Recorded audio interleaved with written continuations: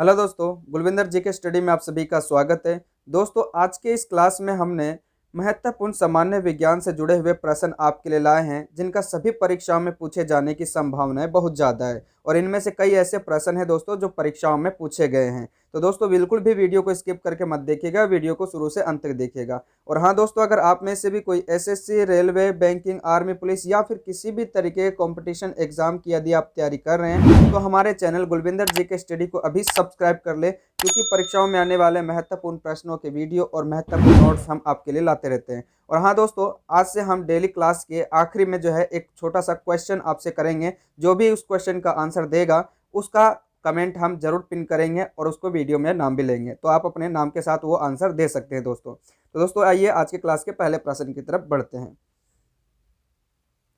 पहला प्रश्न पूछा गया है दोस्तों।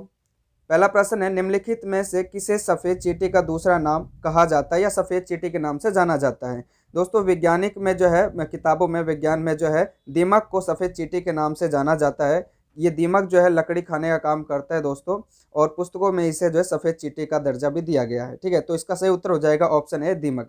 अगला प्रश्न है दोस्तों, प्रश्न नंबर 2, सपनों का वैज्ञानिक अध्ययन क्या कहलाता है। तो सपनों का जो वैज्ञानिक अध्ययन है वो वनीरोलॉजी कहलाता है दोस्तों, तो इसका सही उत्तर हो जाएगा ऑप्शन डी, वनीरोलॉजी। ठीक है, अगले प्रश्न की तरफ बढ़ते हैं। प्रश्न नंबर तीसरा, प्रश्न नंबर तीसरा है दोस्तों, पांडा निम्न में से किस कुल के प्राणी जो है के समान है। तो प्राणी ये पांडा जो है वो भालू प्रजाति के आते हैं दोस्तों, भालू प्रजाति में, तो इसलिए इसका सही उत्तर हो जाएगा ऑप्शन बी, भालू। ठीक है, अगले प्रश्न की तरफ बढ़ते हैं। प्रश्न नंबर 4 है, कौन सा पक्षी जो है भोजन चुराने के लिए अन्य पक्षियों की आवाज निकालता है।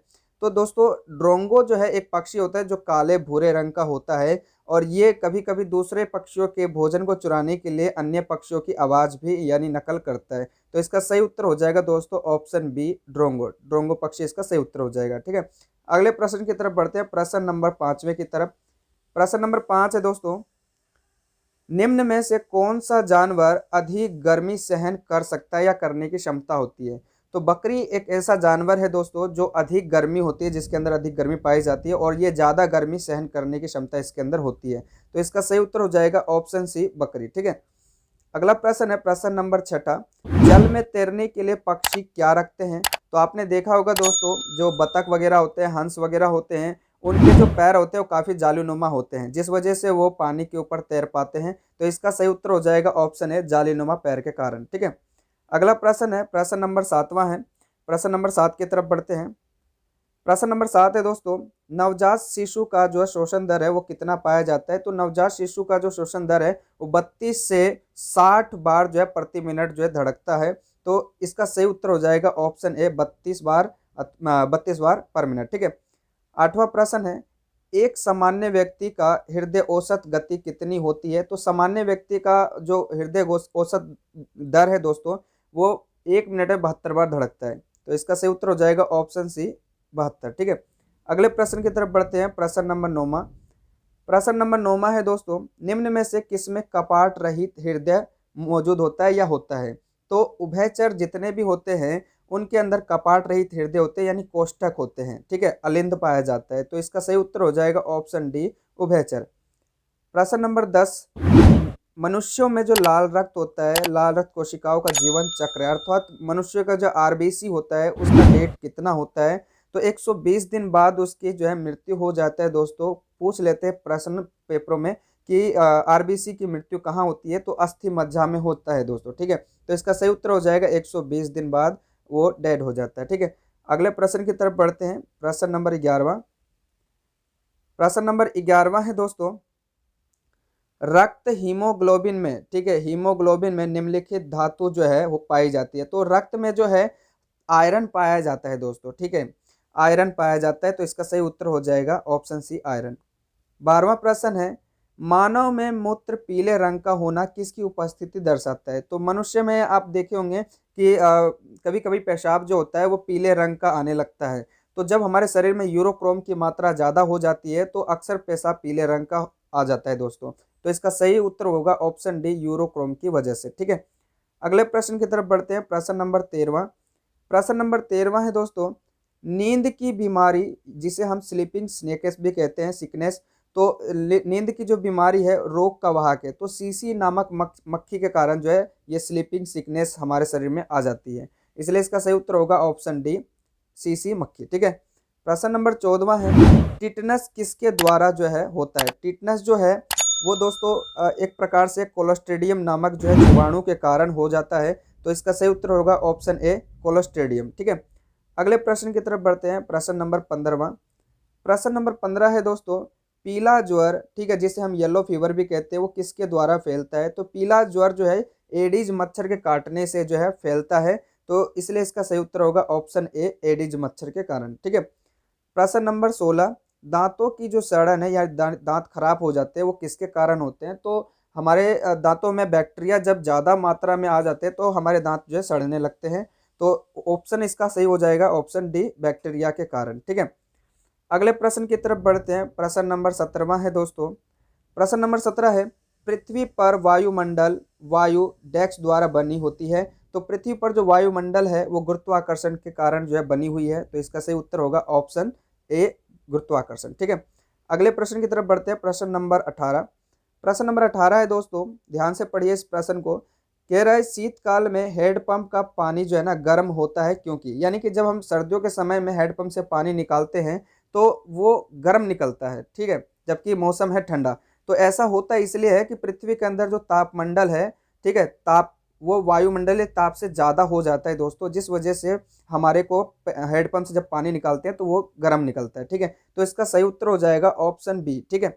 भीतर पृथ्वी के भीतर तापमंडल वायुमंडल से अधिक गर्म होने के कारण जो है हमें पानी गर्म निकल के मिलता है। ठीक है।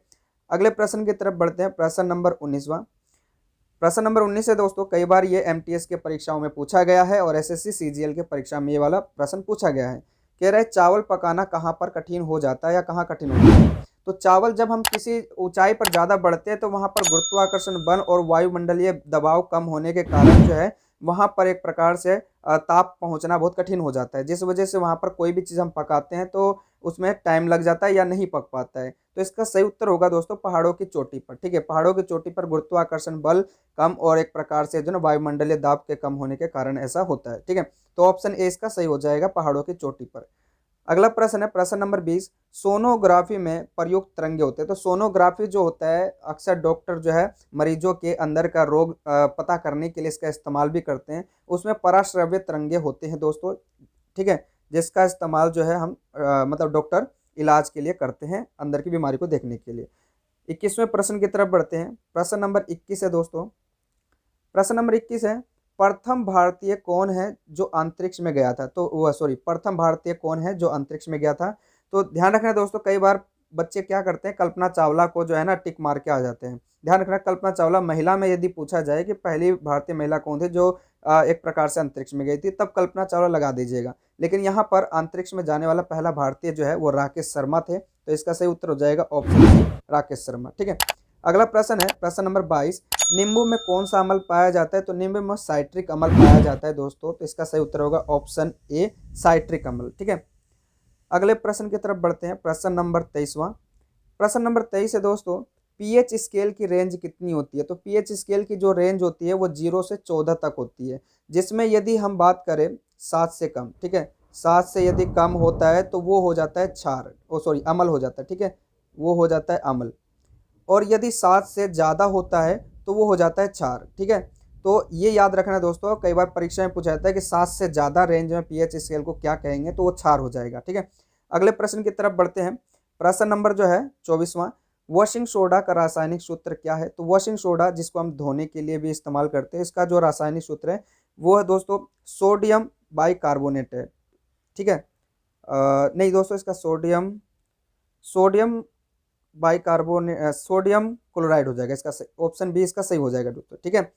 अगले प्रश्न की तरफ बढ़ते हैं, प्रश्न नंबर 25वां प्रश्न है दोस्तों कि सोडियम बाइकार्बोनेट निम्न में से किसे कहते हैं। तो सोडियम बाइकार्बोनेट इसका इस्तेमाल हम भोजन पकाने के लिए भी करते हैं, जिसका रासायनिक सूत्र जो है बेकिंग सोडा है दोस्तों, ऑप्शन ए। ठीक है। इसका सही हो जाएगा ऑप्शन ए, बेकिंग सोडा। अगला प्रश्न है, प्रश्न नंबर 26वां, नमक का रासायनिक नाम क्या है। तो नमक का जो रासायनिक नाम है सोडियम क्लोराइड है। तो इसका सही हो जाएगा ऑप्शन डी उत्तर। ठीक है, सोडियम क्लोराइड। तो दोस्तों ये आज के जो है 26 इंपॉर्टेंट जो है प्रश्न थे सामान्य विज्ञान से आने वाले, जो परीक्षाओं में बार बार पूछे जाते हैं। ठीक है दोस्तों, आपको वीडियो कैसा लगा हमें कमेंट करके जरूर बताएं। दोस्तों आज के क्विज का एक आपके लिए एक क्वेश्चन दिया जाता है, आपको बताना है फिटकरी का रासायनिक सूत्र क्या है। जो भी इसका सही उत्तर देगा उसका कमेंट हम जरूर पिन करेंगे और उसका नाम हम वीडियो में जरूर लेंगे। ठीक है दोस्तों, आपको वीडियो कैसा लगा हमें कमेंट करके जरूर बताएं। और दोस्तों यदि आप चैनल में नए हैं तो प्लीज़ हमारे चैनल को सब्सक्राइब कर ले और बेल आइकन को जरूर ऑन कर ले, क्योंकि परीक्षाओं में आने वाले महत्वपूर्ण प्रश्नों के वीडियो हम लाते रहते हैं, उसकी नोटिफिकेशन और वीडियो आप तक पहुंच सके। तो मिलते हैं दोस्तों एक नए वीडियो के साथ, तब तक के लिए जय हिंद।